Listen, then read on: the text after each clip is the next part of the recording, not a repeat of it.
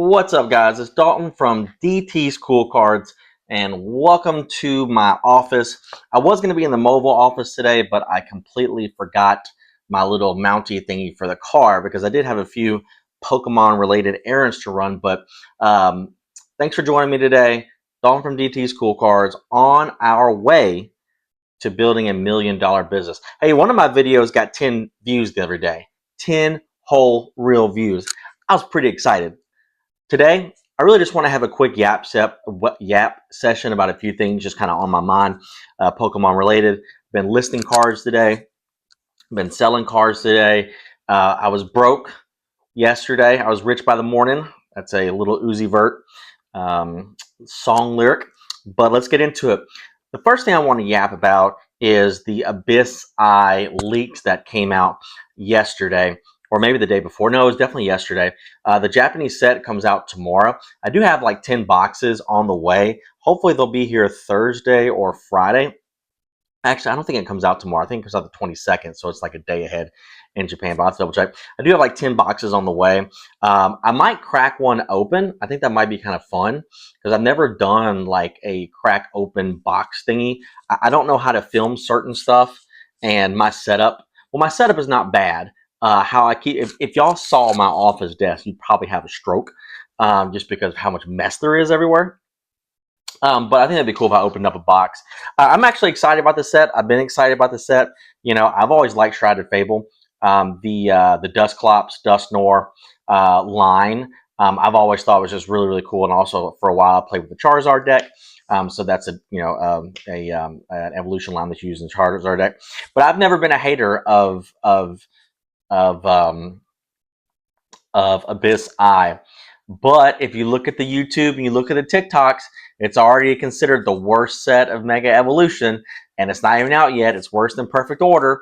But then all the leaks came out yesterday.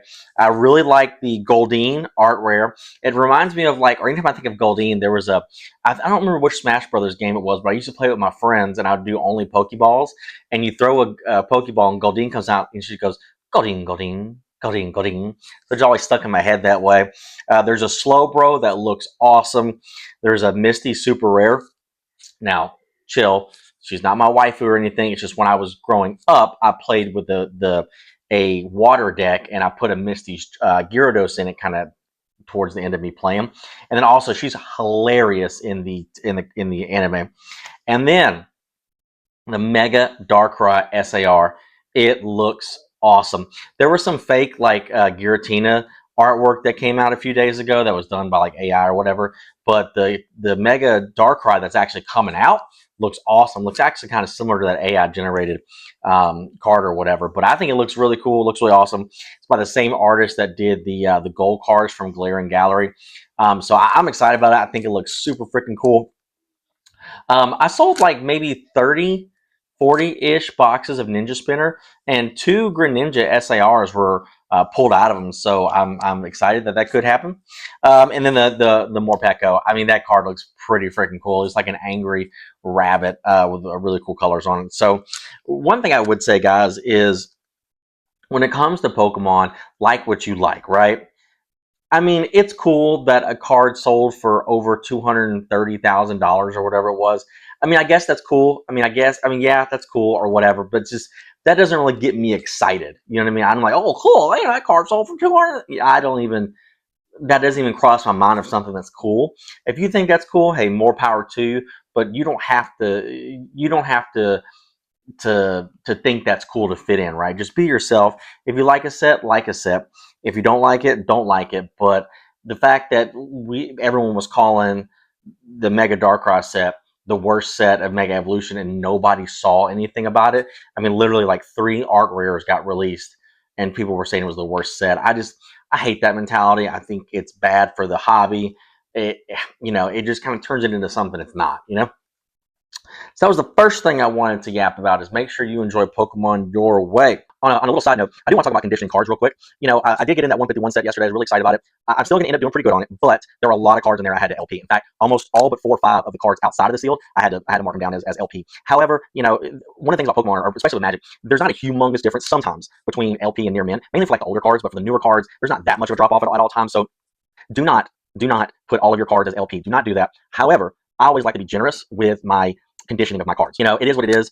I would say that customers, and I love each and every single one of you guys, customers on TCG Player do have a certain, I would say maybe inflated mentality when it comes to conditioning on TCG Player. You ever go on Reddit and look at it and they're like, oh my god, that card's on LP, it's just MP at best, rip it in half. And like it has like literally one, and like let's say an indentation. Your card can have one pinpoint indentation as long as it's not visible on both sides for it to still be near mint.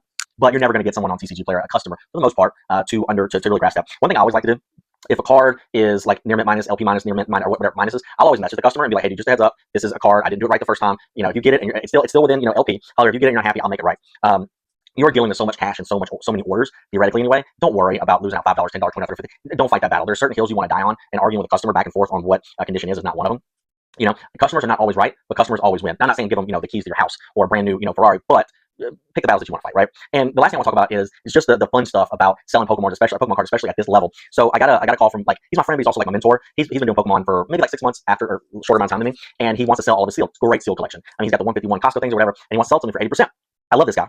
Like, for real, he's awesome. But sometimes it's kind of hard to nail him down in certain things. So yesterday when I bought all that 151 stuff, it cost $5,000. And then so last night I'm like, okay, what's the total? And it's 80% or whatever, so it's gonna be $6,000. And I was like, okay, because literally I only had like 2,800 in my account. So I'm like, oh my god, how am I gonna come up with another $4,000?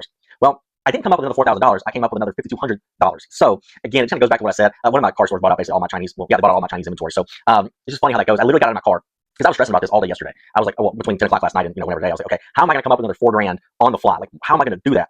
And I was listening to Little Uzi Vert, and Little Uzi Vert said I was broke last night, rich in the morning, or whatever he says, with a heavy amount of auto-tune thrown in there. And it's just so funny. Like, God works in mysterious ways. Now I have more than I need. Now I'm not gonna. He has what he has, but it's just funny how things can go so quickly. Literally, the second I got in my car, I was like, I need to call this because I called him the other day. Hey, people are busy, whatever. But literally, I was in my house for 30 seconds and he called me. He's like, hey, dude, we need some Chinese on the quick. So that's all I got today, guys. Remember, like Pokemon, how you like it. Generous with your car conditioning. Customers always win. And last but not least, enjoy the fun stuff when it comes to this business because there's a lot of fun stuff. There's a lot of frustrating stuff, but make sure to enjoy the small stuff and the big stuff and have fun with it. Talk to you guys more.